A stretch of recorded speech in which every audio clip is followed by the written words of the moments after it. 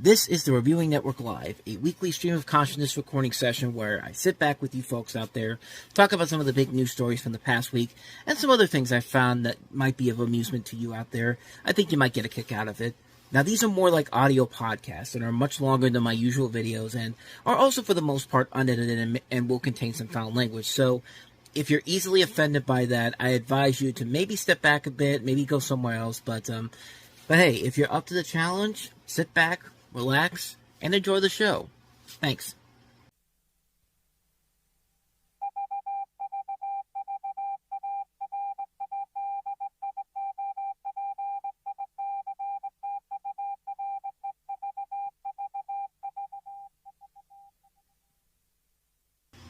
Top of the morning to you, laddies. My name is Jacksepticeye, and wait a minute. No, I'm sorry.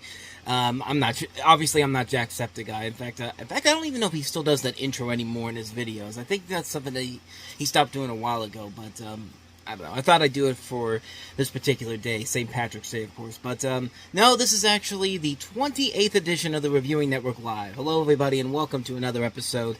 It is, of course, St. Patrick's Day, and or for me, it's just another typical Sunday because I don't drink. I'm not the person that usually drinks alcohol or smokes, does any of that type of stuff here. Like the worst I ever drink usually is an energy drink, and even then, it's not very often. So yeah, today's just another day for me. So I'm not getting drunk. I'm at home. I am wearing a green Mickey Mouse shirt that I bought at Walmart this past month. So there is that.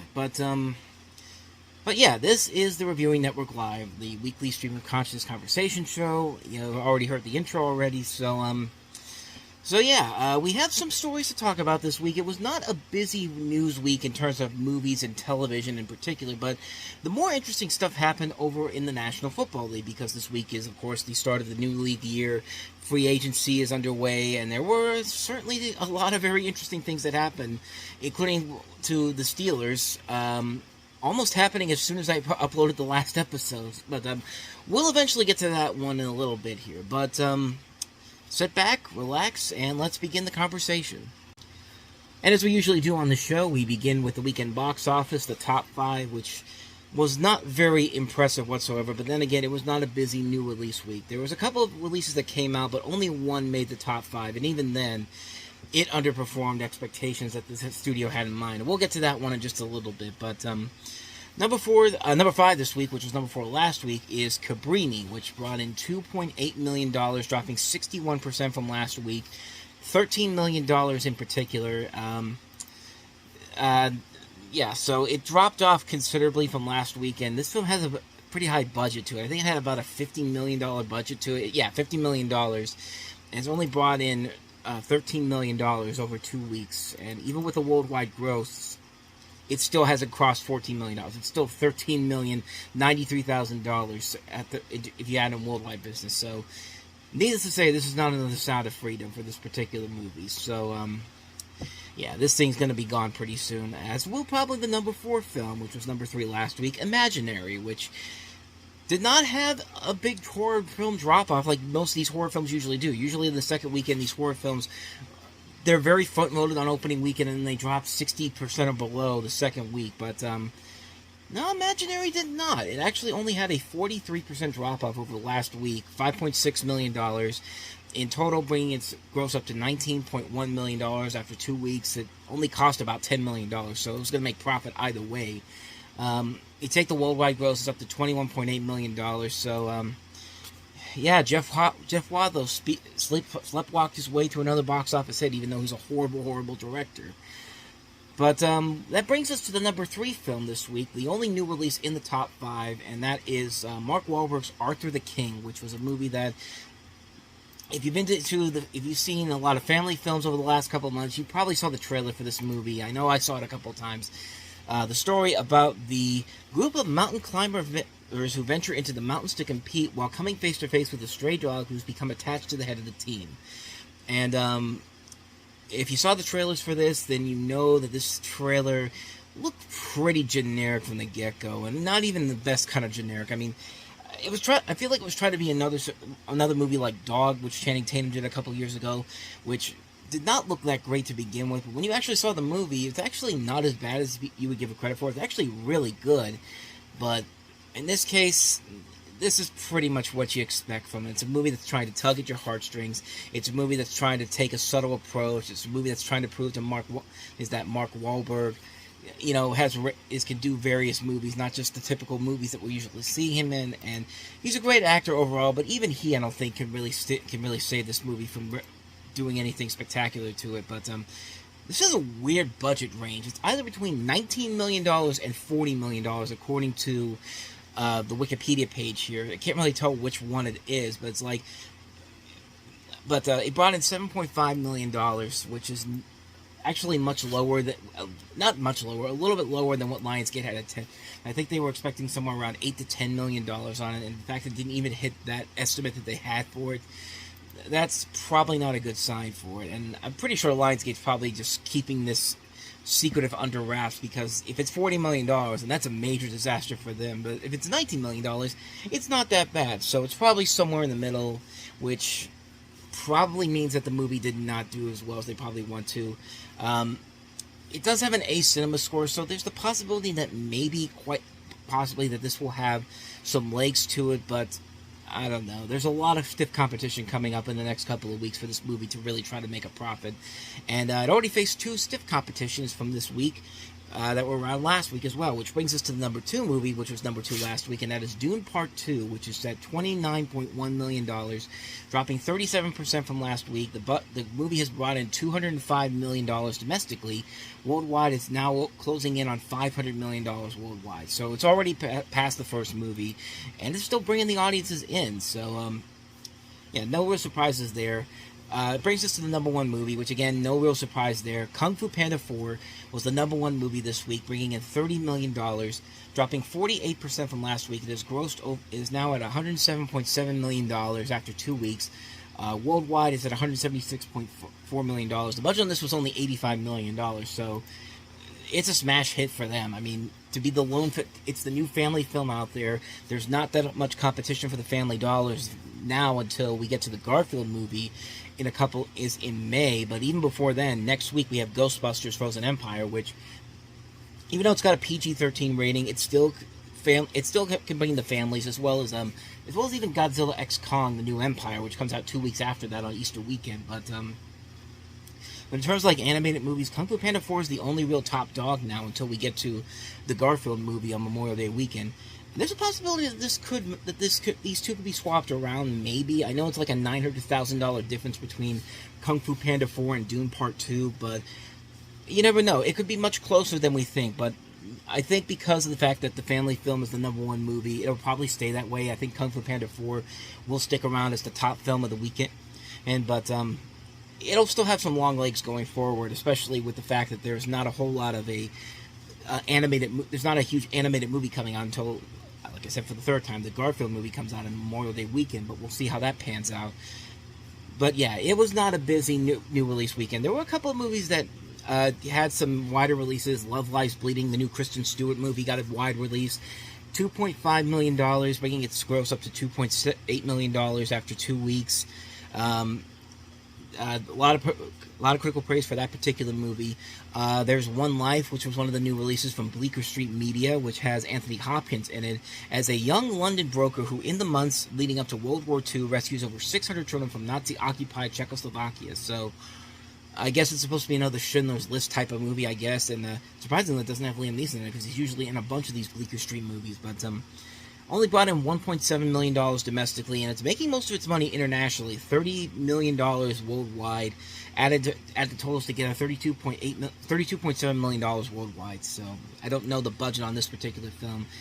And then we have the American Society of Magical Negroes, which brought in only $1.2 million after Focus Features put it on a pretty big 1,100 theaters. I mean, it wasn't like massive audience, massive theaters, but yeah, that movie, the story of that movie is that a young man, played by Justin Smith, is recruited into a secret society of magical black people who dedicate their lives to a cause of utmost importance, making white people's lives easier.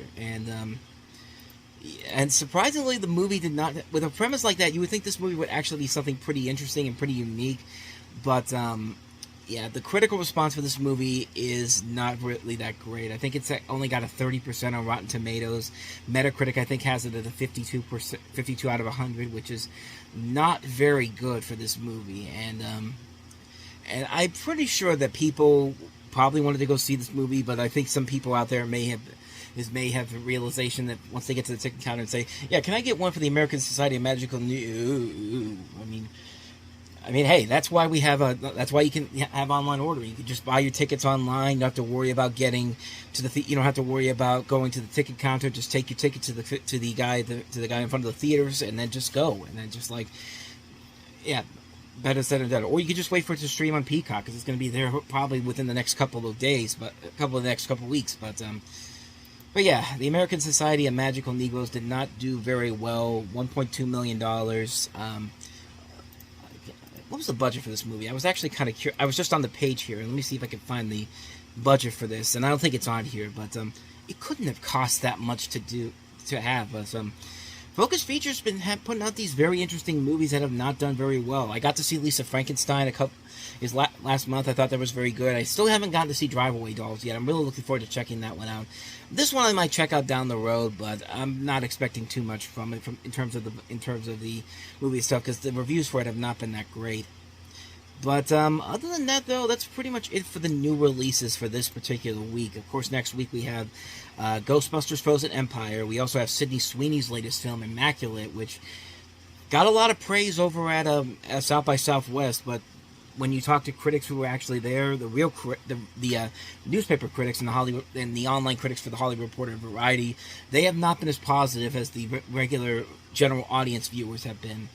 But we have that. We have The Boy and the Heron getting a wide release, and we also have Luca getting a wide release, the last of the Disney Pixar films. Which, considering how Turning Red and Soul didn't do much money, I don't know how that's going to do, but we will see. We'll see what happens there. But the big story next week is going to be Ghostbusters Frozen Empire. It's one I'm definitely looking forward to, so I'm definitely looking forward to seeing that next week for sure. But other than that, that's going to do it for the box office. Not much more to talk about there. So let's go ahead and let's get into some news stories from the past week. So like I said before, it wasn't really a gigantic news week for movies and TV shows because most of the focus was on South by Southwest. We got more reactions from the various movies coming out of there. The Fall Guy, I've been hearing a lot of good things about. Immaculate, like I said before in the last segment, the Twitter reviews and the Facebook reviews I've heard from it were actually pretty good, but when you look at reviewers from like the Hollywood Reporter and like Variety and Deadline, they have not been as positive as those have been. But I don't know, but that's what made most of the major focus has been this past week on the stuff at South by Southwest. But there were some stories that I feel like kind of got placed under the radar, but I thought maybe should be talked about here. And this first one here. Salem's Lot, the remake of Salem's Lot, which had been pretty much in development and filmed for the last couple of years, we finally got a status report on that one, and it's basically Warner Brothers is letting one of their movies basically just be left in the dust and forced out of the. They're not shelving it in particular; they're putting it on a Max here. So this is a story from the Hollywood Reporter, and that is that the fate of New Line's adaptation of Stephen King's Salem Lot has been sealed. New Line parent company Warner Bros. Discovery will debut the vampire thriller on the streaming service Max later this year, the company said Tuesday. No date was given, but sources believe a fourth quarter release is likely. Veteran horror scribe Gary Doberman, known for his work with the It series and Annabelle films and for helming Annabelle Comes Home, wrote and directed the movie, whose distribution plans have been in flux since Warner Media, which owned New Line and Warner Bros., merged with Discovery in the spring of 2002. The movie was originally due to hit theaters in September 2022, then after the merger it was moved to April 2023. Later it was taken off the theatrical release schedule completely. Some worried that the same fate that befell Batgirl and Coyote vs. Acme awaited Salem's. The two movies were also caught in the merger and were infamously shelved. Batgirl had funeral screenings of the lot before WBD took a tax write-off. Coyote's final fate remains unclear, as the company tried to sell the animation live-action hybrid but did not find what it deemed to be the right offer. Or David Zaslav tried to get the studios to pay for the $70 million in total because he knew that this film was never going to be released until they paid him off, because David Zaslav clearly hates the Warner Brothers Looney Tunes characters. But filmmakers and fans have cried foul over the treatment of those movies for obvious reasons. But King, who wrote the book in the mid-1970s and whose adaptations have made billions for Hollywood over the decades, may have forced Warner's to make a decision. Between you and me, Twitter, I've seen the new Salem's Lot, and it's quite good. The author wrote on X, formerly known as Twitter, on February 19th. Old school horror filmmaking, slow build, big payoff. Not sure why Warner Brothers is holding it back. Not like it's embarrassing or anything. Who knows? I just write the fucking things. Which, I mean, Stephen King praised it, but then again, Stephen King is also the man that said, I hate what Stanley Kubrick did to The Shining. I'm going to make my own version of The Shining in 1997 and make it as horrible as you can get. And that movie, the 97 remake of The Shining, is absolutely horrible. The the Stanley Kubrick version is a classic, so what does Stephen King really know? But I digress. The book centers on an author who returns to his hometown only to discover townspeople are slowly being turned into vampires. Lewis Pullman stars as the author, and the cast also includes Mackenzie Lee, Alfre Woodard, John Benjamin Hickey, Bill Camp, Jordan Preston Carter, and Pilu Asselbeck. James Wan, Michael Clear, Roy Lee, Mark Wahlberg produced the movie. So unlike Batgirl and Coyote vs. Acme, Salem's Lot is getting a release on Max for the time being, because they could say this now, and then 3 months later, David Zaslav could be like, you know what, I'm going to screw Stephen King over. I'm going to screw Stephen King fans just like I'm screwing DC fans and Looney Tunes fans, because I'm clearly a horrible scumbag monster.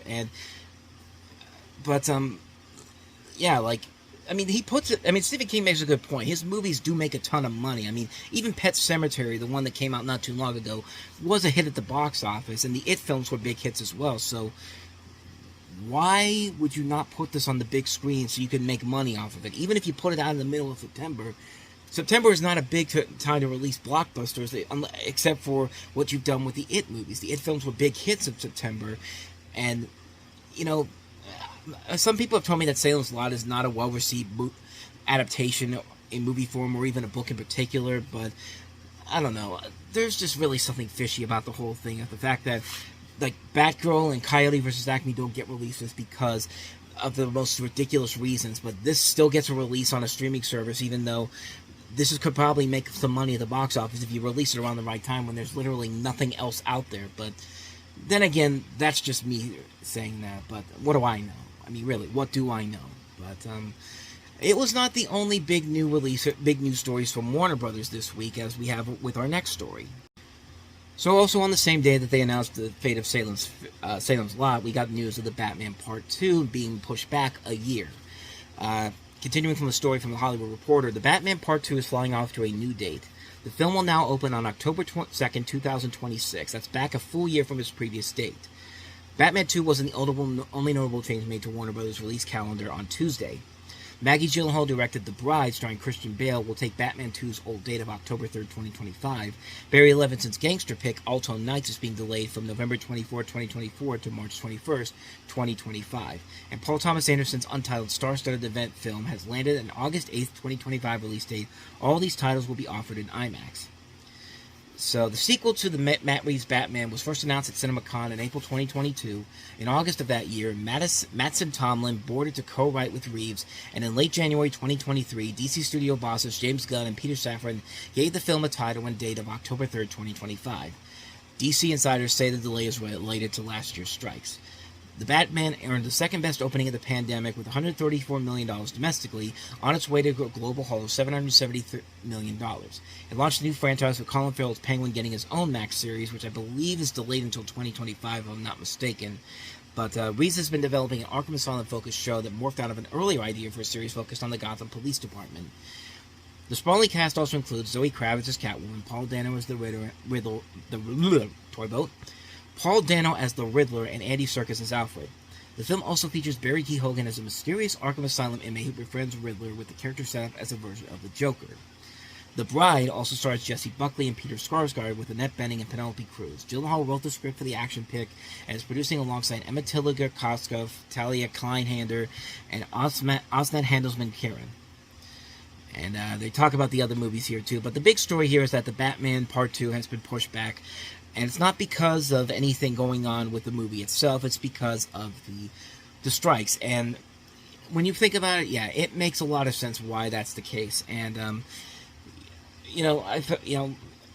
I'm a little bummed that we still have to wait now 2 more years to see a new movie from the Batman, which was still my favorite film of 2022.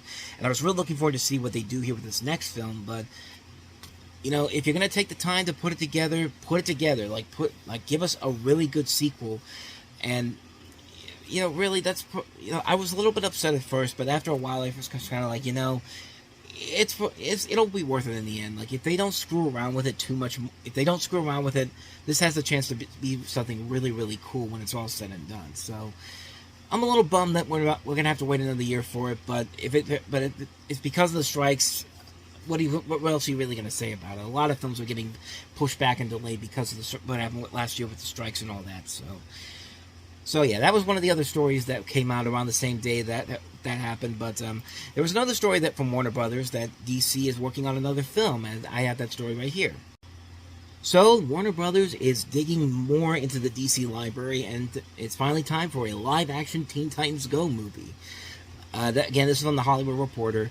The DC heroes, which began as the teenage sidekicks of their most famous and iconic counterparts, are getting their own live-action feature from the James Gunn and Peter Safran-led DC Studios. The comic book movie division of Warner Brothers Discovery has tapped Anna Nogueiro to pen the screenplay for the project. The hiring further ensconced. I've never seen anybody use this in here. Ensconced the actress and playwright turned scribe into the DC family, as she is already writing Supergirl, Woman of Tomorrow for the label. Yeah, I've never heard that. I've never seen that word being used like that before, so that was hard for me to pronounce right from the get-go, but I did it right there. But anyway, the Teen Titans were first introduced in the mid-1960s and featured Robin, Kid Flash, and Aqualad, as well as Wonder Girl. Other teams included other teammates such as Speedy, the sidekick to Green Arrow, joined the Avengers later. The comics skewed young and were not considered major sellers until the 1980s relaunch by Marv Wolfman and George Perez. With the addition of Beast Boy and new creation Cyborg, Raven and Starfire joined Robin and Wonder Girl, the new Teen Titans became a massive hit in DC's #1 selling comic. The run matured the characters, defined personalities and relationships, and introduced two true arch-enemies with many themes and ideas that still reverberate in the comics and other storytelling forms in modern times. Of course, the biggest success as of late with the Teen Titans has been the animated shows from Cartoon Network. The original Teen Titans and the comedic version, Teen Titans Go, which became an unexpected hit media franchise, turning out a movie, video games, among other media as well. And so basically the Teen Titans are getting their own movie, and I mean, I'm interested to see what they do with it. I mean, I'm not the biggest Teen Titans Go fan in terms of the show. I have liked the movies, more of the movies than the actual show. But the characters themselves on that show are very likable. They got a lot of great talent to play those characters, and you just really love the camaraderie between all of them. I don't know which direction they're going to go with this particular film, but if they go with the direction with having that team in the live-action movie, I'd be very curious to see how that pans out. It'd be interesting to see how that moves forward.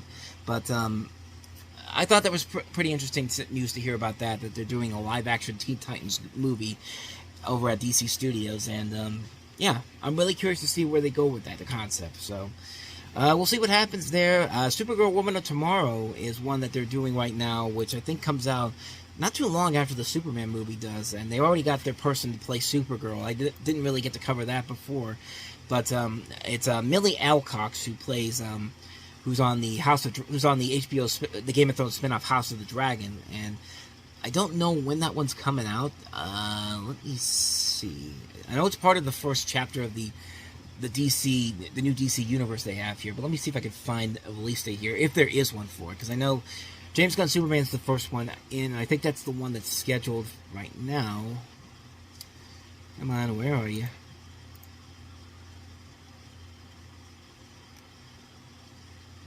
Where are you?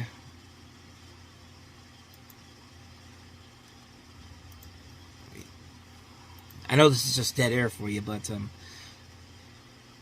it doesn't have a release date yet. But I think the only one that does have a release date is the Superman movie with James Gunn, which is already filming right now.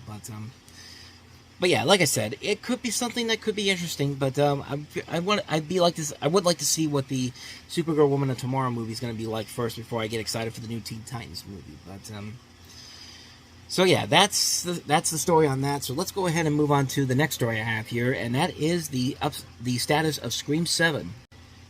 So the whole thing with Scream 7 that happened back in late November, that seems to have gone aside, and we finally got a massive update on what the status of Scream 7 is, and it starts with the return of Sidney Prescott. Neve Campbell is coming back to the Scream series, as the story on Deadline Hollywood says. Neve Campbell said on Tuesday that she will return as Sidney Prescott for the next film in the Scream franchise. In an Instagram post today, Campbell said she'd be asked back and is happy to return to the pick, which is now known only as Untitled Scream 7, which will be directed by original screenwriter Kevin Williamson from a screenplay by Guy Busick. Campbell, an original Scream star, did not appear in the last film of the series because of a pay dispute. Her most recent appearance in the series was in 2022's Scream, which served as a franchise reboot. She had signaled as recently as January that she wouldn't rule out returning to the role for the right price. And she goes on to saying, "It's always been such a blast and honor to get to play Sidney in the Scream films. My appreciation for these films and for what they have meant to me has never waned. I'm very happy and proud to say that I've been asked in the most respectful way to be back, to bring Sidney back to the screen. I couldn't be more thrilled." And she put on an Instagram post. Campbell has added that she had dreamt for years for making a Scream movie with Williamson at the helm, his first time directing in the franchise. He takes over from Christopher Landon, who exited the project in late 2023. Let's see. Kevin Williamson said on Instagram, "It's been nearly 30 years since I've written my first Scream. It was directed by the legendary Wes Craven. I never would have predicted what it would become, or that I would be directing the 7th installment of the franchise." Busick is taking over screenwriting reins from James Vanderbilt, producer Spyglass Media said on Tuesday. Vanderbilt, who is on location directing Nuremberg, will continue to produce Scream 7 alongside his Project X Entertainment partners, William Sherrick and Paul Neinstein, and Radio Silence is executive producing. The Scream project has been in the news recently in the last months after star Melissa Barrera was let go because of comments she made on social media about the conflict between Israel and Hamas. Jenny Ortega later left the project due to scheduling reasons, and Landon soon followed. Campbell's return will get things in motion, but no date is set for the new film. On the heels of the 2022 Scream relaunch, Scream 7 hit theaters in March of 2023, breaking the original record for the highest domestic box office gross in the franchise. Its global box office cume is $168.9 million. So, yeah, not surprisingly, they're going to continue the Scream franchise because it's a profitable franchise. But after the hell it took from the hell that happened in the last movie that they tried to put together, Scream 7, yeah, it didn't surprise me that this was going to happen eventually. That Neve Campbell was going to be asked to come back, and it's still going to be interesting to see where this eventually goes, because the last film kind of ended with the idea that Melissa Barrera and Jenna Ortega were going to be the main focus of this new franchise, and the fact that they're bringing Sidney Prescott back again, it feels like it's desperation, but I mean, who knows? Maybe it's something that they can actually use to help turn the tide around and get this back on track again, even if it means having to reboot the reboot that they're already doing. But I don't know. I thought it was kind of interesting that Neve Campbell eventually decided to come back for this one. So it'll be curious to see where they go from here with the idea that they have. I don't know if it's gonna be something that will make it work in the end, but like I said, the Scream franchise right now is extremely profitable, and it's been very successful the last couple of years with these last two films that they've done. So let's see what they do with it. I'm really curious to see where it goes from here, but take your time with it. I mean, we don't have to see one this year. If you want to get one out in 2025, that makes a lot of sense, because I feel like with the last one, they rushed it out too quickly. It only came out about a little over a year after the last movie did, and yeah, like I said, it's something that I think you should wait and see. Give it some time. Make sure you have a good script together, and actually see what happens if you wait a couple of years. I feel like we'll get this in 2025. If they try to rush it out in 2024, I think it's going to hurt them in the long run. But yeah, so that's the story on Scream 7. So let's go ahead and check out some other stories going around outside of the movie and TV industry. So this week was a very, very weird week if you were following Aaron Rodgers, because there was a lot of stories going around about, Aaron Rodgers basically being considered as the front runner to be the vice president for not Joe Biden, not Donald Trump, but for Robert F. Kennedy Jr., the independent who's running, and clearly because independents have had a successful run in politics, am I right? Almost as much as the Libertarian Party has done, But the big story, this was a story that came out on Tuesday, where Robert F. Kennedy Jr. put out a list of his potential vice presidential running mates with an announcement set for later this month. And one of the choices was Jesse Ventura Jr., which had been trying to run for president for many years now, and then out of nowhere, Aaron Rodgers came up as one of the possible names, and it just feels very, very weird of why he would choose Aaron Rodgers as a potential vice presidential candidate. And like, I have the story here from The Hill when they're talking about the possible Aaron Rodgers VP pick here, and it says that Rodgers is one of a few candidates that the independent candidates campaigns confirmed is on a short list for vice president ahead of announcements set for later this month. If chosen, Rodgers would be a high-profile name for Kennedy's ticket as he's trying to gain steam for his independent bid. But while strategists for both sides of the aisle said a pick like Rodgers may help Kennedy get more of the attention he desires for his candidacy, it could also plague him for controversy amid scrutiny over the future Football Hall of Famer's past statements on the Sandy Hook shooting and vaccines. Not to mention the fact that he caused controversy earlier this year by thinking that Jimmy Kimmel was going to be on a list of Jeffrey Epstein's by Jeffrey Epstein, which was never, ever brought into anyone's idea, and it basically got Pat McAfee in trouble with ESPN because they kept putting him on the air. And Rodgers in recent years has shared political views on several issues, especially with the onset of the COVID pandemic and the development of vaccines to address it. The four-time NFL MVP faced widespread backlash in 2021 after he misled the public about his vaccination status. He said at a press conference that he was immunized, but did not make it clear that he did not receive a COVID-19 vaccine, instead using an alternate homeopathic treatment. Rodgers argued in the aftermath that he was a victim of a woke mob and cancel culture, which none of those people out there really know what the hell woke is, because if you look at the definition of woke, it's clearly not what they think it is. But they slammed the NFL's protocols addressing the spread of the virus from taking a player's vaccination status into consideration. Rodgers also criticized his home state of California's COVID-19 policies more broadly and spread misinformation about the pandemic and its vaccines. He has been most recently found himself facing controversy following a CNN report that Rodgers shared conspiracy theories about the 2012 shooting at Sandy Hook Elementary School. Two people said Rodgers claimed the shooting was an inside government job and the media was helped to cover it up. More on that in a second here, because I thought that was odd when the thing that they're talking about here came into effect here. But no, I beg your pardon. I'm sorry. It's not Jesse Ventura. It's Jesse Ventura, the Minnesota No, I was thinking Jesse Jackson for a second there. It's just like, what the hell was I thinking? But no, Jesse Ventura is the other name on the short list, and he was the Minnesota governor, ex-wrestler and actor who won office as a third-party candidate. But there has been an update on this story because yesterday it seemed like that Aaron Rodgers was no longer in the running to be Robert Kennedy Jr.'s pick. So this is a story that comes from Yahoo Sports, and it says, Aaron Rodgers' run as a potential vice presidential candidate lasted about 3 days, but what a 3 days it was. On Tuesday, the New York Jets quarterback was reportedly to be on the short list of running mates of conspiracy theory-driven fringe candidate Robert F. Kennedy Jr., with confirmation from the candidate himself.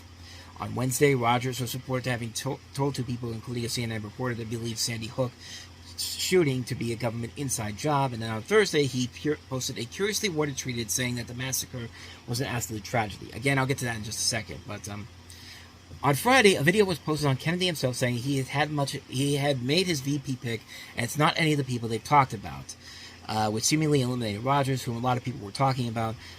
Media Life finally reported Saturday that Kennedy plans to announce Nicole Shanahan, a California-based attorney and entrepreneur, as his running mate, with an announcement planned for March 26 in Oakland.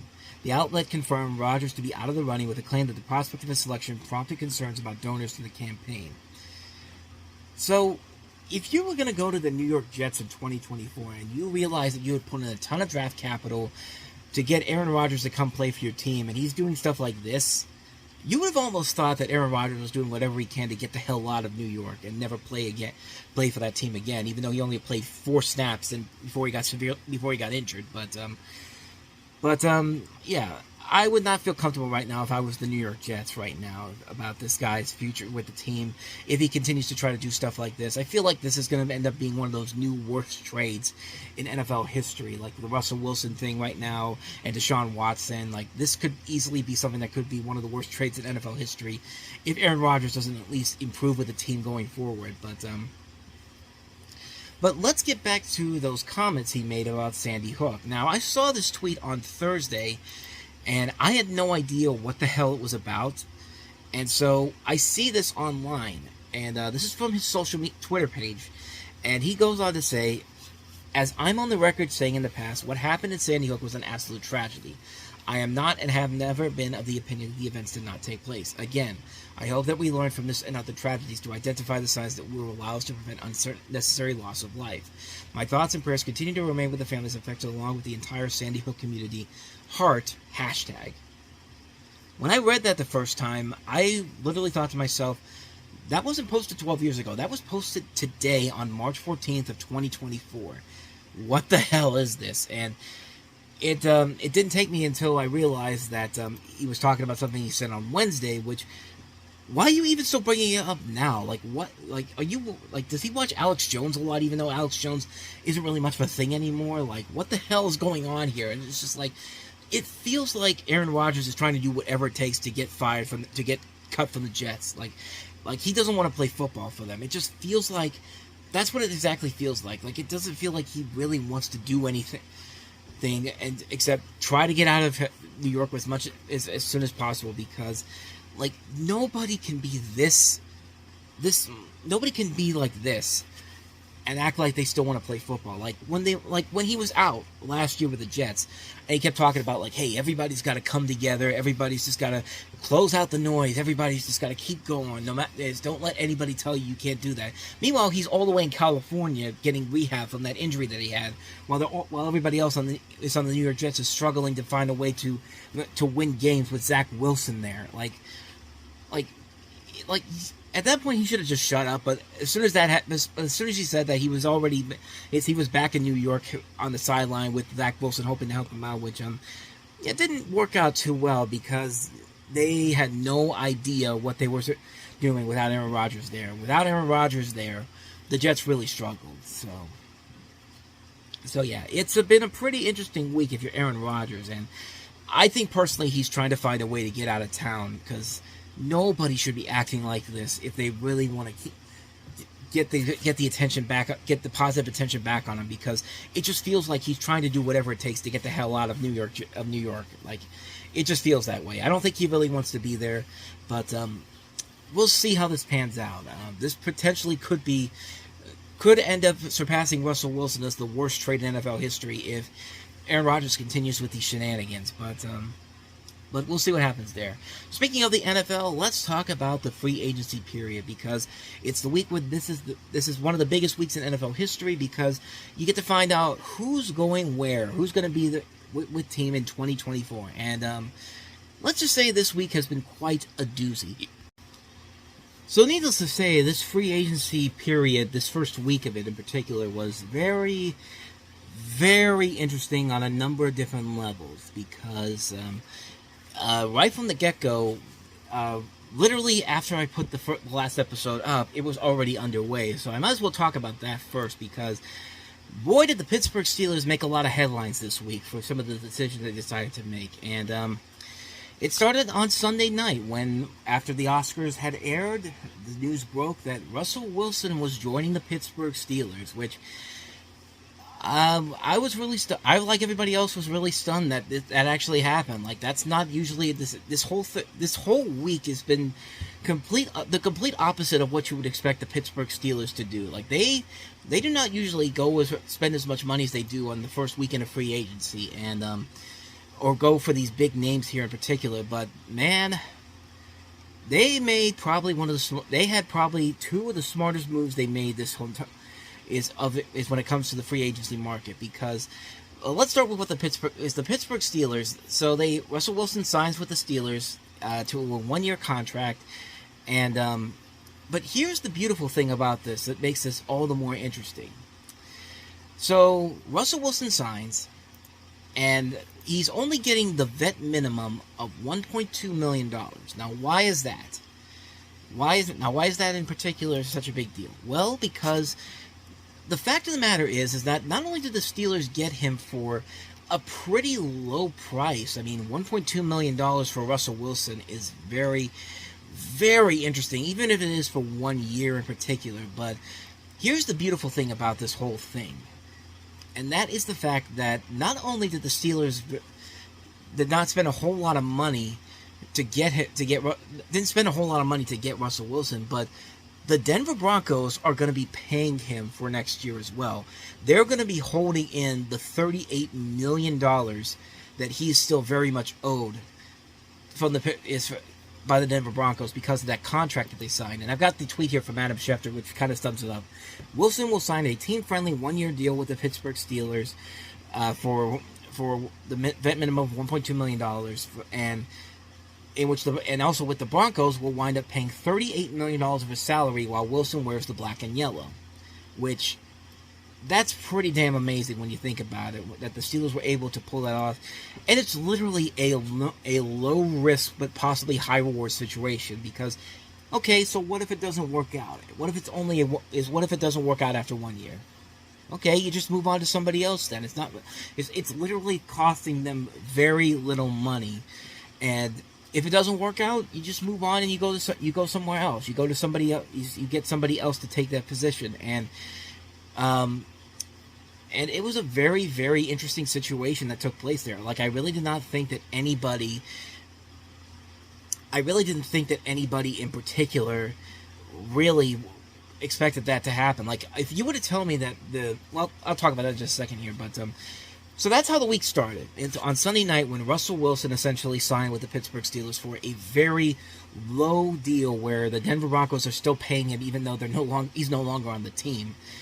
So then on Tuesday when we were getting closer to the free agency blitz in particular, the Steelers made big moves. They signed Patrick Queen from LSU, is from the Baltimore Ravens. Of course, he was with the LSU. He was with LSU before he got drafted. But Steelers signed him to a 3-year, $41 million deal, which was incredible to think about when you consider that. Take a drink there, but it's very interesting because he had been there for 5 years with the Baltimore Ravens, and now he's coming to Pittsburgh, and he's already setting himself up as to be the villain. So, and the Ravens made some interesting moves as well, which we'll get to in a moment. But so the first two deals that they made were pretty cool, pretty interesting, and then the question started to take shape because later on in that day, the Steelers traded Deontay Johnson to the Carolina Panthers in exchange for, Dante Jackson, the cornerback,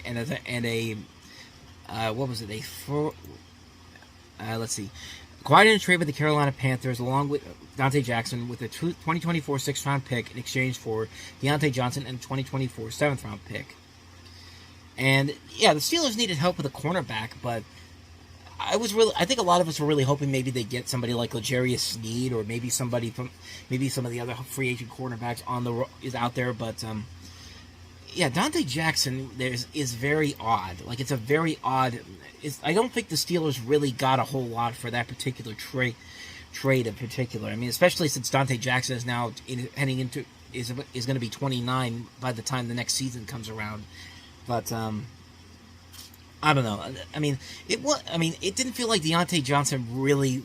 The Steelers got a whole lot for him, but I feel like that's part of a plan in particular for Omar Khan. I still think he's about to send a king's ransom to somebody, either Minnesota or San Francisco, for Justin Jefferson or Deebo Samuel or one of these big wide receivers on these other teams. Maybe Stephon Diggs, because they haven't really gotten a wide receiver since then, except for Van Jefferson, which they got on Friday.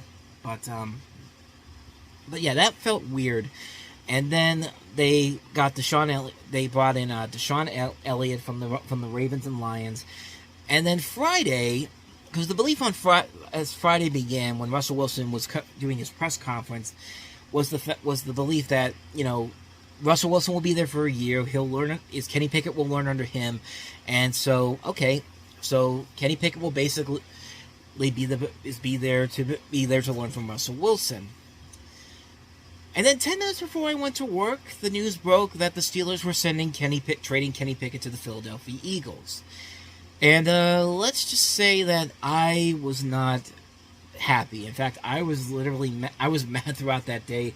Like, I just felt really really let down by that, as most Steeler fans did when Kenny Pickett, especially the Kenny Pickett fans and the Pitt Panther fans, it was just like what's going on here? And it's just like, so what happened was that, so Kenny Pickett gets traded to the Philadelphia Eagles, and and let me see if I can find the details on it, because I know they got a 3rd round selection for him from the Philadelphia Eagles. Let me see if I can find the tweet right here. And here's the story here. So let me go ahead and open this up here. So in a trade announced Saturday, the Steelers will receive a 2024 3rd-round pick, number 98, and 2 2025 7th-round picks for Pickett and a 2024 4th-round pick. The value is similar to what the Washington Commanders got from the Seattle Seahawks in exchange for quarterback Sam Howell. This is coming from ESPN's website, with Brooke Pryor writing the story here. With the move, Wilson is the only quarterback under contract for the Steelers. Pickett, who finished the season backing up Mason Rudolph, was expected to compete with Wilson in training camp for the starting job, but internally, Wilson was viewed as more as the starting quarterback, sources told ESPN. Because of that, according to sources, Pickett preferred to get a fresh start elsewhere. And then there was this belief that there was a story out there that Kenny Pickett was basically unhappy with the decision that from the Steelers to get rid of him, and like he said, hey, trade me, and like, okay, there you go, we're gonna send you to Philadelphia, where you could do, was where all you're going to do is all he's gonna do is basically back up Jalen Hurts for the rest of his career, which sadly he's got more chances now to go to a Super Bowl than the Steelers ever will, and that's the biggest thing about this whole thing. It's just like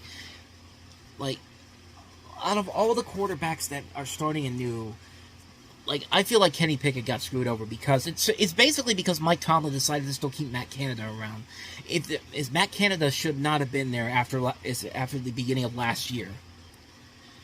Yeah, the reason why Kenny Pickett was so bad last year was basically because you kept Matt Canada around, and you can't just keep him around, even though the team yeah, they had a great second half of the season in 2022, but everybody and their grandmother was telling you cannot have Matt Canada stick around, because it's going to hurt Kenny Pickett's building as a franchise quarterback. And what happened? It hurt his growing as a franchise quarterback, because you were limiting him to only the smallest things possible. You wouldn't let him throw down the field. You wouldn't let him do anything that made him the star that he was at Pitt.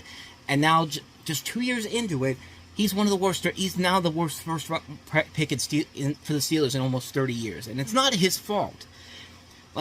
Nobody will ever admit that it's not his fault now because of this. Because everyone loves Mike Tomlin, and Mike Tomlin is the one that has to make all decisions here. And the Steelers are moving into the.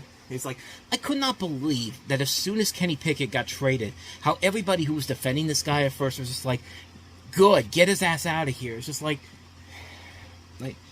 it just broke me that day. It felt like somebody had died in my family. I was just deflated. I was just I just can't handle it. I felt like Robert De Niro in Silver Linings Playbook right now. I felt and how ironic is that? I felt like that I had done something, or someone in my family had done something to cause this to happen. Because that was the thing with Robert De Niro's character in Silver Linings Playbook.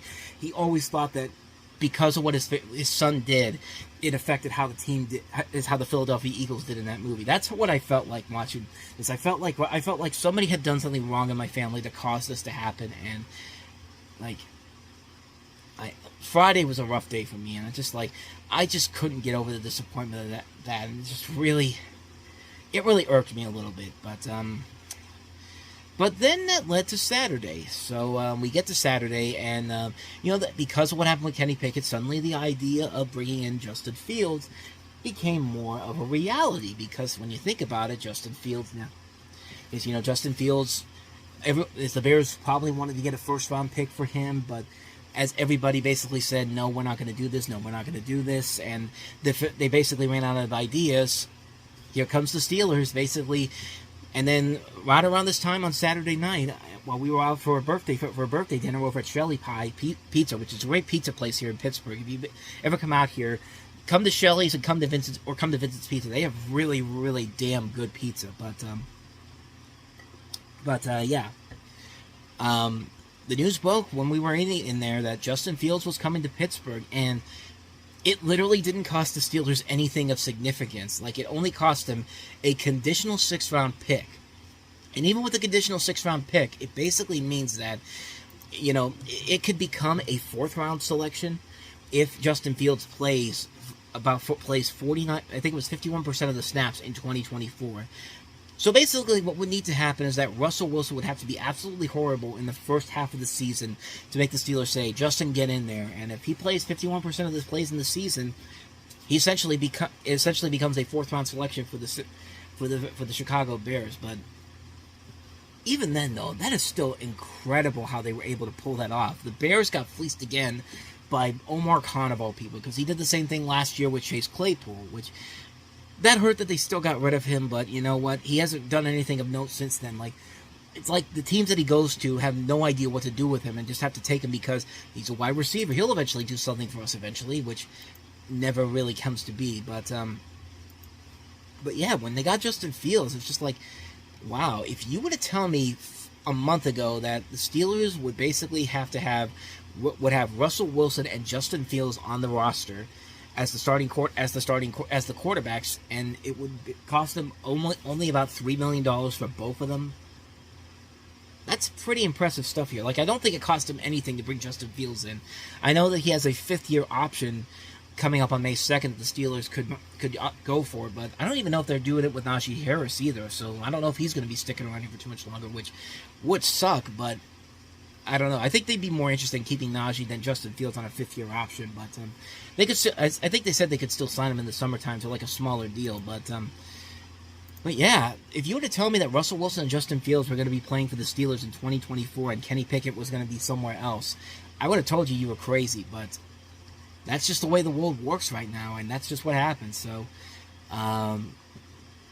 yeah, that's very interesting to see how that played out, and the Steelers weren't the only ones that made a lot of the big free agent choices this week, but they certainly made the ones that caused a lot of attention, and for some for good reasons, some not so good. But let's go ahead and take a look at some of these other big free agency news that happened over the last week.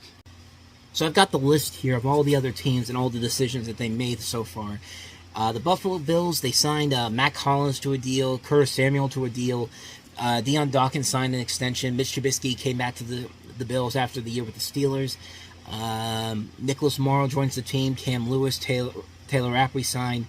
Nothing too big in particular. And Stephon Diggs, there's a possibility he may get shipped out, or they might work something out because he's been talking about maybe getting traded somewhere, maybe to the Steelers. But I don't know. But that's something that's still something to watch out for.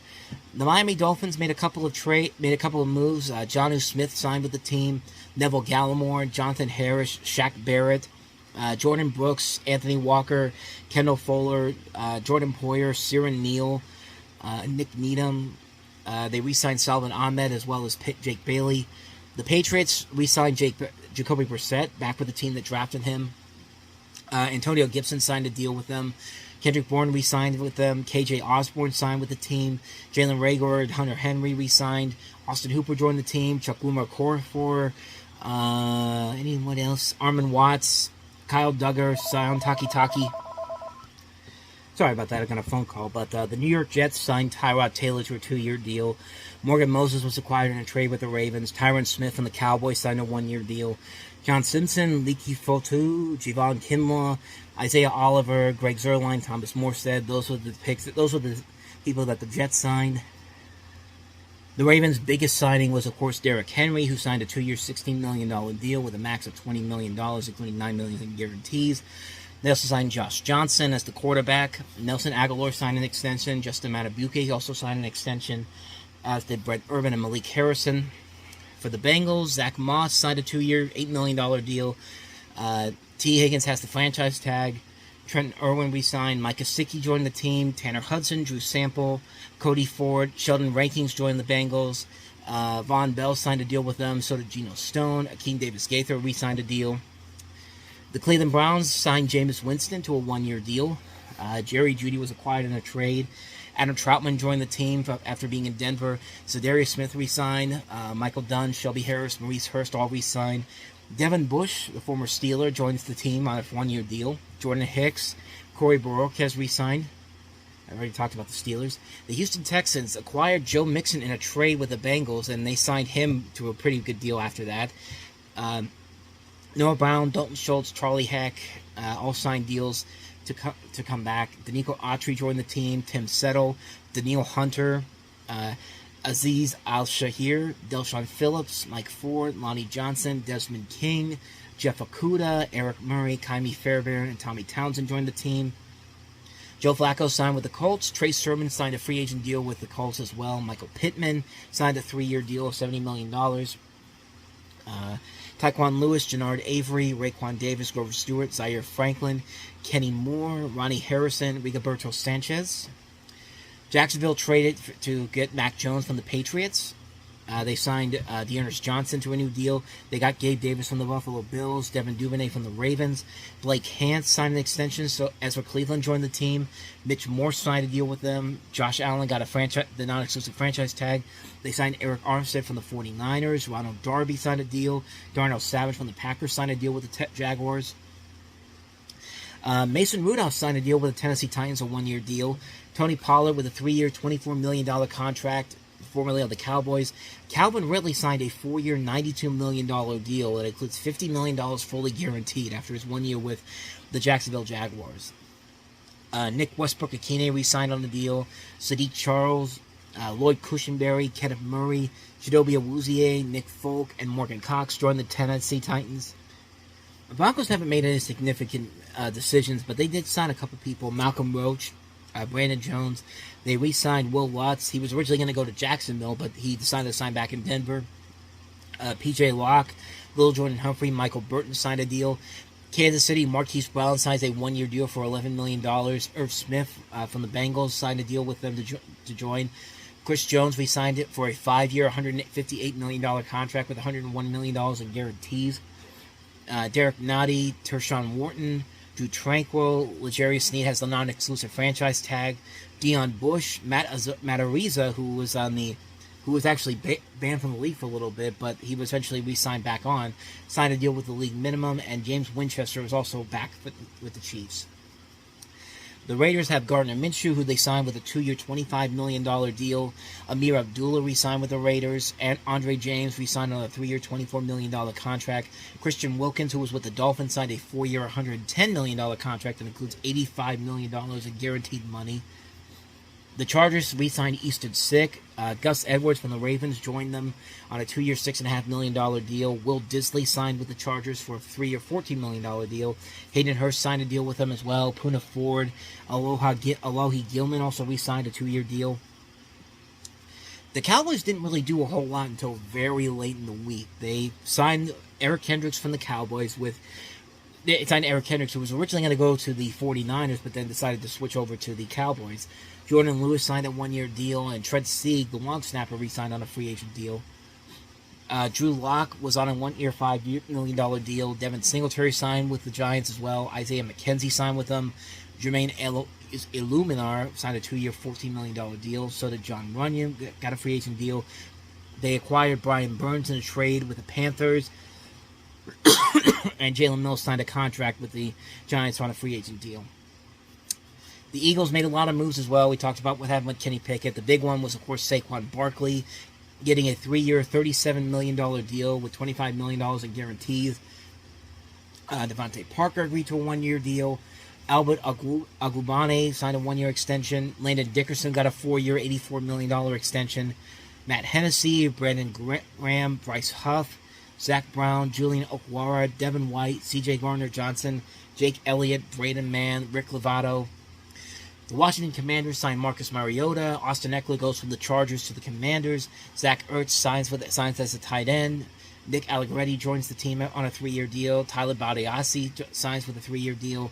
Dorrance Armstrong, Cleon Farrell, Dante Fowler Jr., Ife Obada, Frankie Louvu, Bobby Wagner, Jeremy Chin, Brandon McManus, Tyler Ott. So the Commanders are building up for the future. They're going to have the number 2 pick, so it's going to be a quarterback probably that they'll be picking. The Chicago Bears, Brett Rippon has a 1-year contract. DeAndre Swift signed a 3-year, $24 million deal. Keenan Allen is acquired in a trade with the Los Angeles Chargers for a 4th-round pick this year. Dante Pettis signs a deal. Coleman Shelton, Ryan Bates, Jake Curran, Matt Pryor, Gerald Everett, Jake Martin, Amen Agbangbemigma, Jalen Johnson, Kevin Byard, Jonathan Owens, and Patrick Scales. The Lions re-signed Donovan Peoples-Jones. They signed Graham Glasgow. Dan Skipper signs a free agent deal. Marcus Davenport signs a deal. DJ Reader, Jalen Reeves-Maben, Carlton Davis, Emmanuel Mosley, Amik Robinson, Michael Badgley, and Scott Daly signed with the Lions. This was pretty interesting. The Green Bay Packers, they signed Josh Jacobs to a 4-year, $48 million deal on the same day they get rid of Aaron Jones, and they also signed A.J. Dillon back and re-signed with the team. Tyler Davis also re-signed so that Corey Ballentine and Keyshawn Nixon. And Xavier McKinney signs a 4-year deal for $68 million, including $25 million in year one. The Minnesota Vikings, because they got rid of Kirk Cousins, they signed Sam Darnold to a 1-year contract that includes $8.75 million guaranteed and a max value of $10 million. Aaron Jones signs a 1-year, $7 million deal. Of course, he was with the Green Bay Packers. Brandon Powell, Trent Sherfield, Johnny Munt, Dan Feeney, David Quessenberry, Jonathan Grenard, Andrew Van Ginkel, Jerry Tillery, Jonathan Boland, Blake Cashman, John Parker Romo. And the NFC South, I just mentioned Kirk Cousins signing a 4-year, $180 million contract that includes a $50 million signing bonus, $100 million guarantee, and $90 million in 2024 and 25, and another $10 million in 2026. Ray-Ray McCloud signs for a 2-year deal with $6 million. Kadero Hodge, Darnell Mooney signs away from the Bears for a 3-year, $39 million deal. Rondale Moore is acquired in a trade with the Arizona Cardinals. Charlie Warner signs a 3-year contract after being with the Eagles. The 49ers, excuse me. Storm Norton signs a deal. Liam McCollum also signs a deal. Carolina, they signed Robert Hunt to a 5-year, $100 million deal after being in Miami. Damian Lewis signs a 4-year, $53 million deal. Deontay Johnson, as I talked about already. A'Shawn Robinson signs a deal. Kelovan Chasen signs a deal. DJ Warner signs a deal. Josie Jewell, Troy Hill, Dane Jackson, Jordan Fuller, J.J. Jansen all signed deals. The New Orleans Saints signed Cedric Wilson to a 2-year deal. Demario Davis agrees to a new 2-year deal. Willie Gay Jr. from the Chiefs signs a 1-year deal. Tyrann Mathieu signs a new 2-year contract. Tampa Bay signs Baker Mayfield to a 3-year, $100 million extension. John Wolford signs. Chase Edmonds signs. Mike Evans re-signs on a 2-year deal.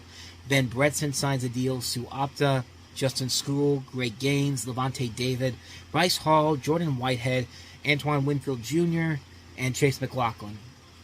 The NFC West, the Desmond Ritter acquired a trade with the Atlanta Falcons for Rondale Moore. DJ Dallas signs a 3-year deal. Chris Moore, Keith Ismail, Tristan Collin, Elijah Wilkinson, Jonah Williams, Justin Jones, Bullard Nichols, Kyrus Tonga, Chris Bynes, Mac Wilson, Sean Murphy-Bunting, Aaron Brewer, Blake Gillikin. For the Rams, Jimmy Garoppolo signs a 1-year deal. DeMarcus Robinson re-signs for them. Kobe Parkinson joins the team. Kevin Dotson signs a 3-year deal. Jonah Jackson has a 3-year deal. Darius Williams has a 3-year deal. Cameron Curl has a 2-year deal. The San Francisco 49ers signed Brendan Allen to a free agent deal. Chris Connolly re-signs, so does John Feliciano. Colton McKivitz signs a deal. Leonard Floyd joins the team. Yitu Gross-Matos joins them. Malik Collins is acquired in a trade with the Houston Texans. Jordan Elliott, Kevin Givens, Devondre Campbell, Demetrius Flanagan-Fowles, Isaac Yiadom, and George Odom. And last but not least, the Seattle Seahawks. They acquire Sam Howell in a trade with the Washington Commanders, along with a 2024 4th and 6th round pick in exchange for a 2024 3rd and 5th round pick. Pharaoh Brown signs a deal. Noah Fant re-signs a contract. George Fant joins the team. Nick Harris. Leonard Williams re-signs. Jerome Baker joins. Tyrell Dodson. Artie Burns. Rayshawn Jenkins joins the team after his years with Jacksonville. And there is still a lot of big free agents still out there. So this is not even the end of it. There's still more to come. I'm looking at the list right here. Just to give you kind of an idea of who's left. You have at the top of the list here, Mike Williams from the Chargers. You have Stephon Gilmore after his year with the Dallas Cowboys. Chase Young, who was with the 49ers for the second half of the year, made it to the Super Bowl. Jadeveon Clowney is available. Julian Blackmon, Justin Simmons, Trent Brown, Calais Campbell, Connor Williams, Kevin Zeitler, Steven Nelson, Christian Fulton, Adoree Jackson, Ryan Tannehill's the top quarterback still available. Josh Nijman from Green Bay, Odell Beckham Jr. is available, J.K. Dobbins is available, Tyler Boyd's available, Josh Jones, Micah Hyde, Tahir Tart, Andrews Pete, Tre'Davious White, Akella Witherspoon, Emmanuel Ogba, Donovan Smith, Dalton Risner, Michael Thomas. There's still a lot of big names available for teams to go after, so it's going to be something to see. Very interestingly to see where we go from here, because we still got several weeks to go until we get to the draft. So anything's possible at this point. But the start of the 2024 the official season of the NFL is off to a pretty interesting note on a number of different levels. A lot of the free agent signings are signing with teams within their division. A lot of interesting decisions made by a number of teams, including my Steelers. So yeah, it's a very, very interesting scenario that we have ourselves here, and it's only just beginning. So we'll see what happens as we get closer and closer to the draft. But don't be surprised if we get a big splash move coming up fairly soon. So other than that, though, I think that's about it in terms of the stories I wanted to cover. So let's go ahead and do some recommendations, and then we'll get on out of here. So last week, in terms of new releases in physical media, was like the big week. You had Aquaman, you had Wish, you had The Color Purple, you had the 4K debuts of Aliens, The Abyss and True Lies. Rick and Morty had their last season come out on Blu-ray. So there was a lot of options last week. This week, not so much. It's actually a very slow release week. And like I said, it feels like we're going to be doing this now. We're going to be playing the song and dance where it's going to be every other week. There's going to be a ton of new releases coming out, because the week after this has a lot of interesting choices. So for the recommendation this week, I want to actually recommend something that my boss at work actually recommended for me. And it was a show on Netflix called Blue Eye Samurai. And it's an adult animated action TV series created by Amber Nozumi and Michael Green. Michael Green is somebody that you might be familiar with. He's written a lot of stuff, including Logan, Alien Covenant, Blade Runner 2049, and Murder on the Orient Express. And in the show, it takes place during Japan's Edo period in the 17th century. Half white, half Japanese Oma Moshe Mizu quests for vengeance against 4 white men, one of whom is her father, who illegally remained in Japan during the closing of its borders by the Tokugawa shogunate. You have Maya Erskine, who you recently can see in Mr. and Mrs. Smith, and she's also been in Man Seeking Women. She's also been in Betas and Pen 15. Great actress overall. She leads a cast that also includes Masi Oka from Heroes, Brenda Song, George Takei, Randall Park, Carrie Ayuko Tagawa. Kenneth Branagh's also in the cast, so is Stephanie Hisu, Ming-Na Wen, Harry Shum Jr., Mark Dacascos. A terrific cast overall. I've only seen a couple of episodes so far. I've been loving it, man. It's a show that's been it's visually pleasing to look at. It has some really incredible animation. It has a really incredible animation style to it that reminds me of some of these. Is a lot of Into the Spider-Verse and Klaus and like all these different animated movies and TV shows we've been getting recently with the style of animation they've been using. And it's a very compelling show. It's a very engaging show with a lot of visual flair, a good storyline, a lot of interesting characters that you like following around, and it's a well done, well put together show. It's a really incredible series that takes a lot of inspiration from The Man with No Name, Itachi, and the works of Akira Kurosawa, and it definitely shows when you watch the show.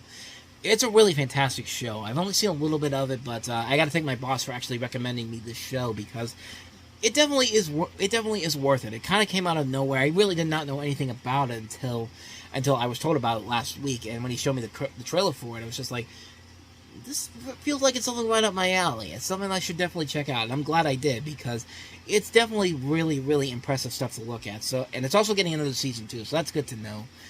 I've only seen a couple of episodes so far, but I've really been liking it. If you haven't seen it, check it out. Blue Eye Samurai. It's actually a really cool show. It's on Netflix. I say definitely check it out. So with that said, that's going to wrap up another edition of the Reviewing Network Live. So thank you so much for listening in and watching. If you like what you see and you want to see more episodes, check out our playlist. Check out some of the other episodes we've done. And if you like this, hit the like and subscribe button. There'll be a new episode every Sunday night. I'm also adding new content every single day, including clipless versions of Time About the Movies, trailer reactions, you name it. There's always something new coming on this channel every single day. So I hope you check that out. Thank you so much for watching, and I'll see you guys next time. I'll see you next Sunday for another new episode. And thanks for checking out this episode, and I will see you guys next time. And until next time, we are out.